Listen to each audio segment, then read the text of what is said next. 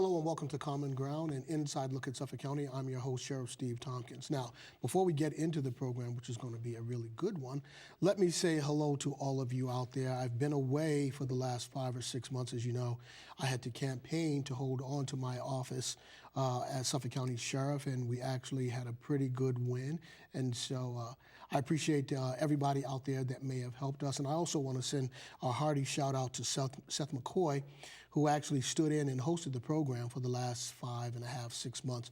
In my absence, she did one heck of a job. And so just want to say thank you so very much, Seth. You are awesome, and we love to keep you in the family. Now, that said, you know what we do at the Sheriff's Department, and basically, as you've watched the show, we talk a lot about keeping kids out of jail and helping folks that have been incarcerated once they transition out, helping them so that they do not recidivate. Now, there are 3 things that I look at that can lead to a tough road to hoe, not necessarily to jail, but a tough road to hoe, and that would be poverty, that would be fractured or broken households, and a challenged educational background. And to that end, we've got an extraordinary guest here who heads up an organization that works in Chelsea, Winthrop, and Revere. It's called CAPIC, Community Action Programs Inner City. And he's going to talk to us about poverty, and he's going to talk to us about some of the programs that they put in place to basically help not only the impoverished, but anybody that really needs a hand up and a hand out so that they can do what they need to do to take care of themselves and their families. And so, Rob, thank you so much for coming on. You're welcome, Sheriff. It's really a pleasure to have you as my first guest after not being here for about 5 months. So thank you for coming on today. I really appreciate it. So tell us about your organization. First and foremost, let's start with its roots. When was it established and why was it established? Sheriff, please allow me first to congratulate you on this victory as Sheriff. We're very proud of the work that you do. Thank you. And thank you for all the time that you spent in Chelsea, Revere, and Winthrop, visiting our programs and helping us and giving us the support that we need.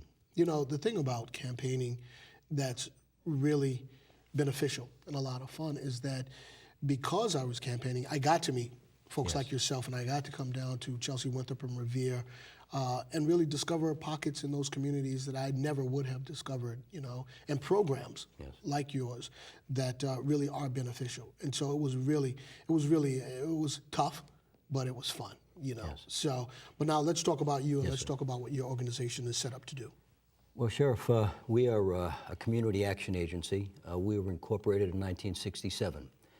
These community action agencies, about 800 across the country, and there are 24 in Massachusetts and about 44 in New England. They were started through President Lyndon B. Johnson in his War on Poverty. That goes way back, okay. Goes way back. Right, okay. So he launched that initiative, War on Poverty, and that created these organizations. Right. Chelsea had its own organization, Revere had its own organization in 1965 when that legislation was enacted. And then a decision was made by the city fathers to merge those 2 organizations into one. That occurred in 1967. And the mission of community action across the country is to enable people to become self-sufficient. And how do you do that? Well, it's done by, there are a lot of different methods to help people become self-sufficient, but the primary philosophy behind it is to use these organizations to do the kind of planning necessary to identify what causes poverty in communities, because it can be a little different from community to community across the country, and to really identify not only those causes, but the symptoms of poverty. The primary way of doing that is by eliminating the barriers that keep people from achieving self-sufficiency. So a prime example of that would be the single parent that has a responsibility to work but can't work, can't have income because they have a child and they need to do child care. So we offer the types of child services, child development services that provide parents or parent with affordable quality child care. And we do that so that that parent can work or attend training. Now, does that parent have to pay for that service, or is this service free of charge?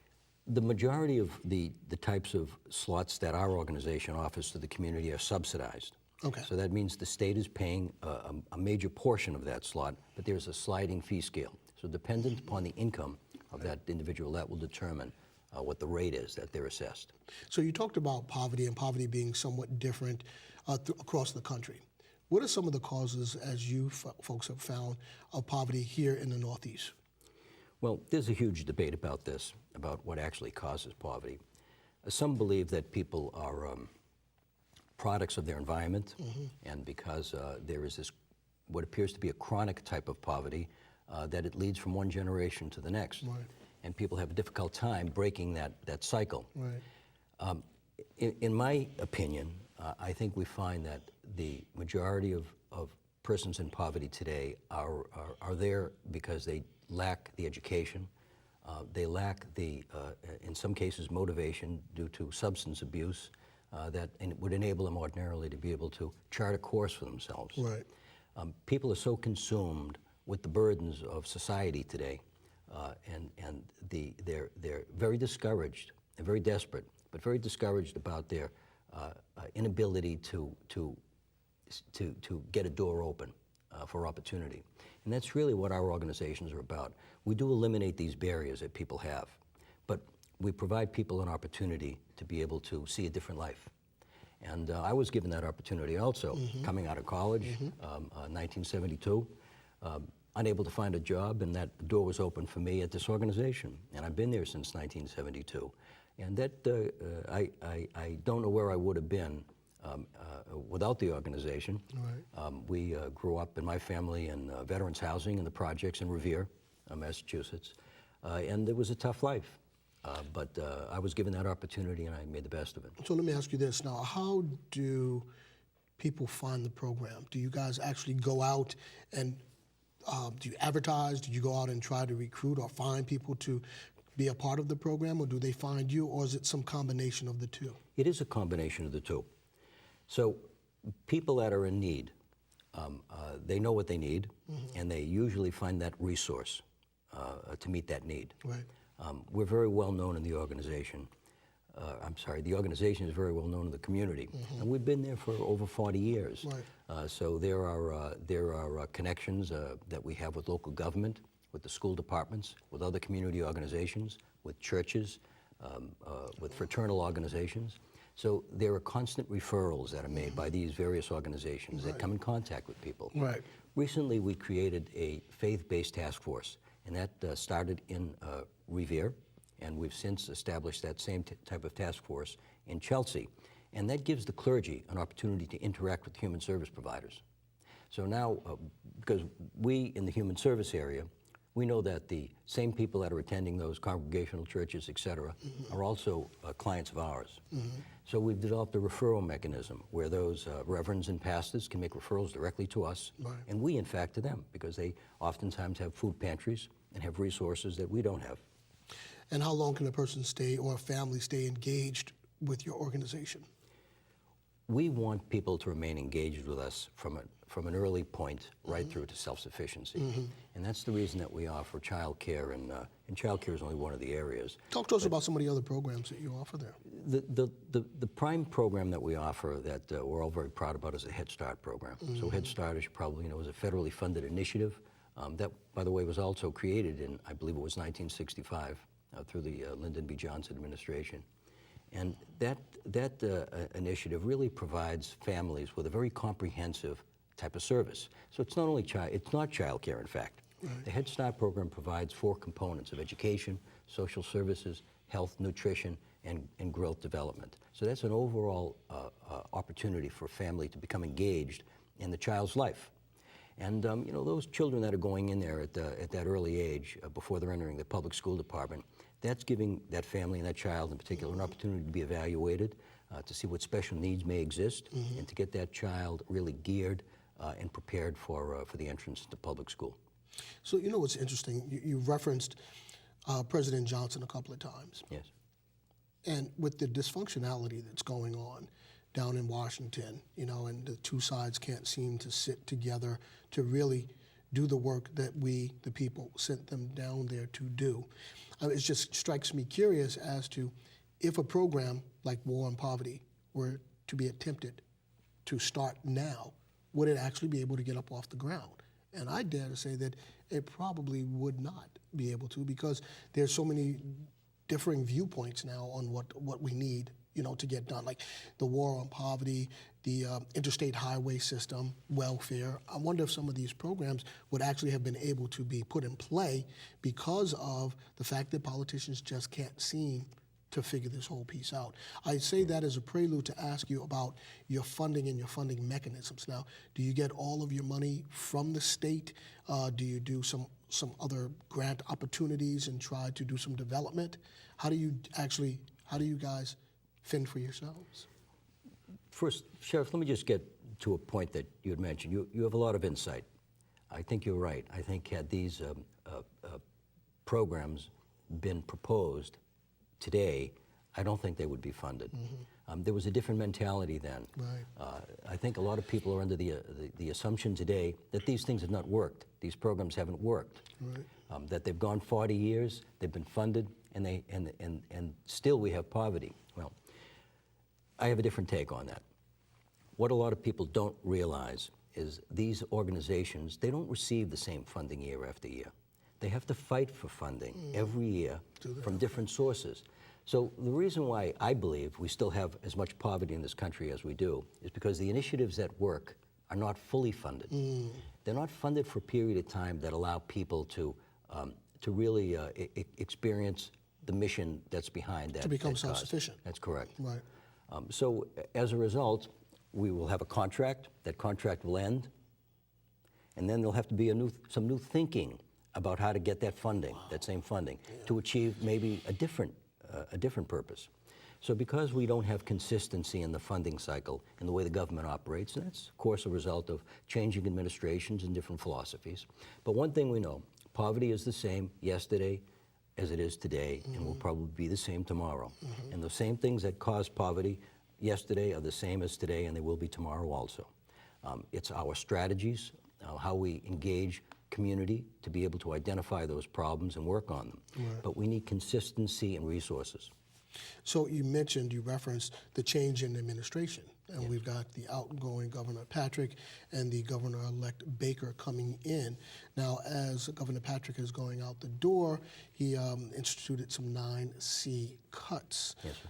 Did that have an effect on your program? And if it did, how deep was that cut? And will you be able to get that funding back if, in fact, you're going to lose some?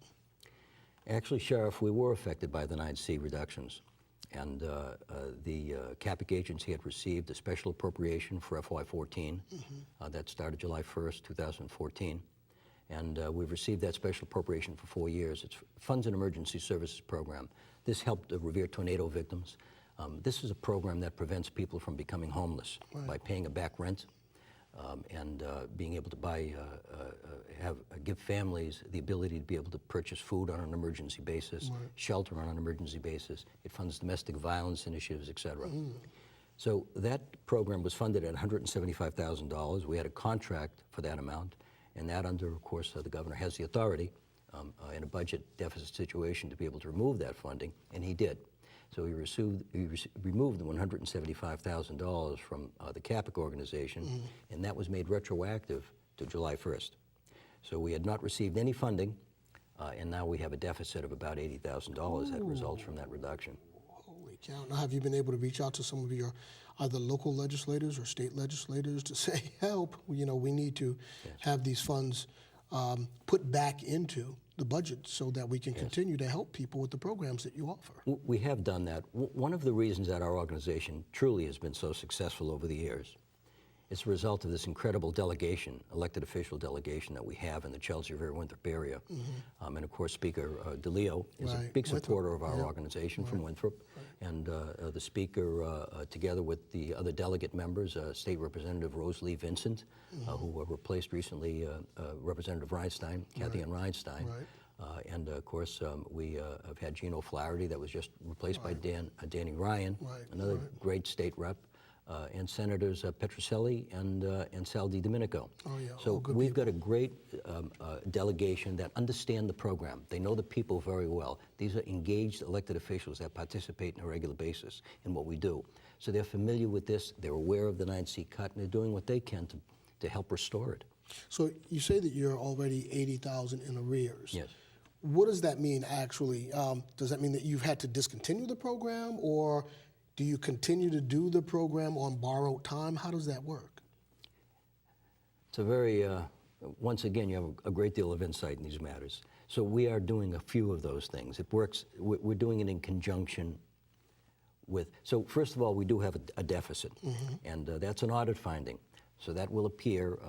We don't have money to cover that. And in our business, you can't take money from the Head Start program or the Child Development Center and use it for another purpose. So all of that is allocated in a very specific way, budgeted in a very specific way. So there is a deficit. And we don't have funds to fill that deficit. It's money already spent, already out the door. We probably will try to raise the funds privately. We did conduct a fundraiser back on May 16th of 2013. We raised from that fundraiser about $52,000.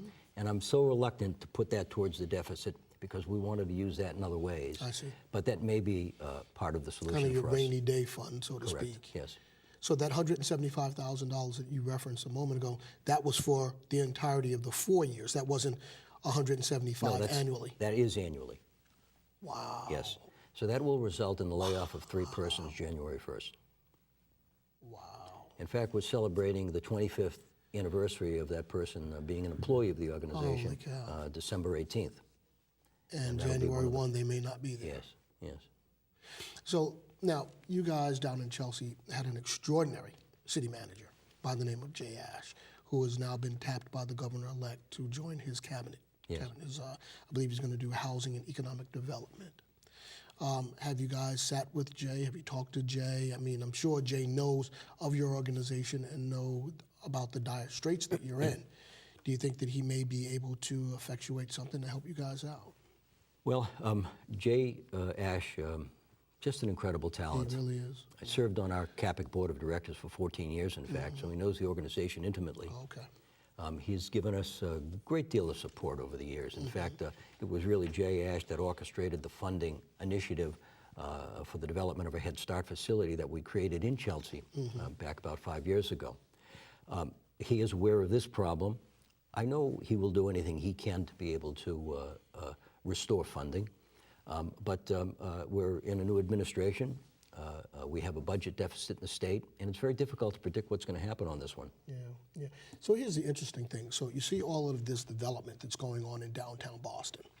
And what my understanding is, and you correct me if I'm wrong, that localities such as Revere and Winthrop and Chelsea may actually in some degree benefit from what's going on in Boston, i.e. because of the fact that it may be a lower price point to either buy or rent housing, maybe start a business in Chelsea, Winthrop, and Revere. I've got a two-part question. The first part of that question is, how pervasive is poverty in, I want to say more Chelsea and Revere more so than Winthrop? Is it really, really bad? Chelsea's percent of residents that fall below the poverty line is between 25 and 30%, probably closer to 30%. Whoa. Revere is about 16% and Winthrop is about 9%. Okay. So there is an average in there that we look at that's in the vicinity of probably 16 to 18% of the rate of poverty. But Chelsea's rate of poverty is really, it's huge. It was the poorest community in the Commonwealth at one point, and the economic development that Jay Ash launched there, along, of course, with the City Council, a result of the receivership and the city charter, that economic development is really what's given the city the ability to be able to provide a better life for people. There are more jobs, and really the best is yet to come for Chelsea. Our organization was really planning on seeing the hospitality industry had that occurred in Revere. And it's really the opportunity for us to really promote our mission. Right. We were given Mohegan Sun an agreement to do the job development, the job readiness programming with them in conjunction with them. And we're very excited about the opportunity of providing job readiness services for some 2,000 to 3,000 people that were applying for positions. Right. So that was really a great opportunity for us.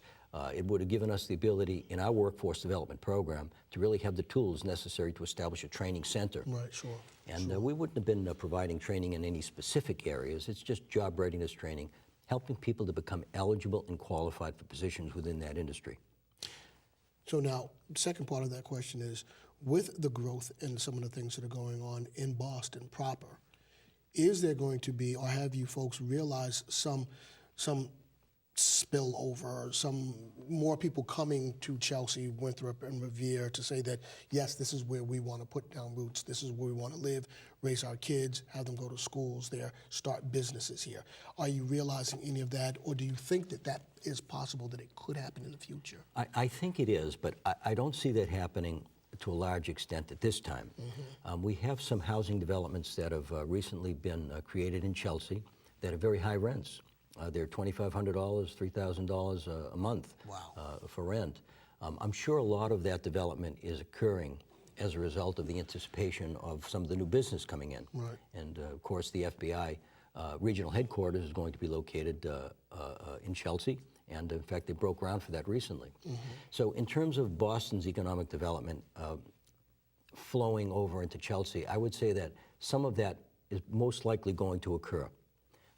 To what extent, we don't know. Chelsea is in the process now of really trying to discover some new areas of growth.